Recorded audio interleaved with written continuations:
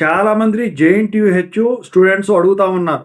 1-2, 2-2, 3-2 బీటెక్‌కు సంబంధించిన రిజిస్ట్రేషన్‌కి సంబంధించిన notification release అయింది. అసలు ఈ రిజిస్ట్రేషన్ ఎవరికి? ఎందుకు?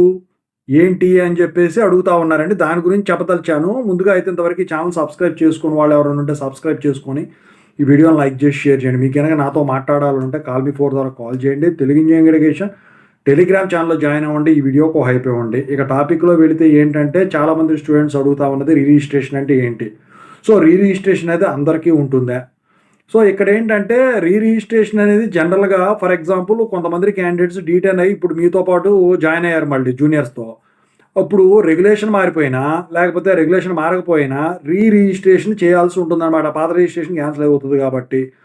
అయితే రెగ్యులేషన్ మారిందనుకోండి, ఇతను చదివే రెగ్యులేషన్లో లేని సబ్జెక్టులు ఇప్పుడు చదివే రెగ్యులేషన్లు ఉన్నాయనుకోండి, వాటిని సబ్స్టిట్యూట్ సబ్జెక్ట్స్ కింద ఉంటాయి కదా. సో ఆ సబ్జెక్టులు రిజిస్టర్ అవ్వాల్సి ఉంటుందన్నమాట. ఎందుకంటే అతను చదివేటప్పుడు ఈ సబ్జెక్టులు లేవు, వాటికి రిజిస్ట్రేషన్ కూడా చేయించుకోవాల్సి ఉంటుందన్నమాట. అది ఒక్కటి ఇందులో భాగమే. కానీ ఇక్కడ ఎక్కువ శాతం వచ్చేసరికి డీటెయిన్ అయినా అది క్రెడిట్ బేస్డ్ డిటెన్షన్కి సంబంధించిందైనా కానివ్వండి, అటెండెన్స్ బేస్డ్ డిటెన్షన్ అయినా కానివ్వండి, మీ అంతటా మీరు స్వతహాగా మానేసిన రాయకుండా అటెండెన్స్ తెచ్చుకోకుండా ఇక దాని కింద వస్తుందండి. అటెండెన్స్ ఉండదు కదా ఒక సిమ్ మానేస్తే.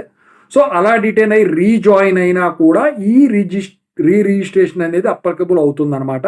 కాలేజెస్ వాళ్ళకి సెపరేట్ లిస్ట్ అనేది క్లాస్ రూమ్లో పంపించి హెచ్ఓడీలకు పంపించి వాటి నేమ్స్ డిస్ప్లే చేస్తారు. దాని ప్రకారం మీరు వెళ్ళి రిజిస్ట్రేషన్ అనేది ఎగ్జామినేషన్ బ్రాంచ్లో డబ్బులు ఇస్తే వాళ్ళు చేయడం జరుగుతుంది. ఒక ఫాము ఇవన్నీ కూడా ఉంటుందన్నమాట. సో రిజిస్ట్రేషన్ అనేది ప్రతి ఒక్కరికి ఉంటుందంటే ప్రతి ఒక్కరికి ఉండదండి. ఓకేనా? Thank you so much.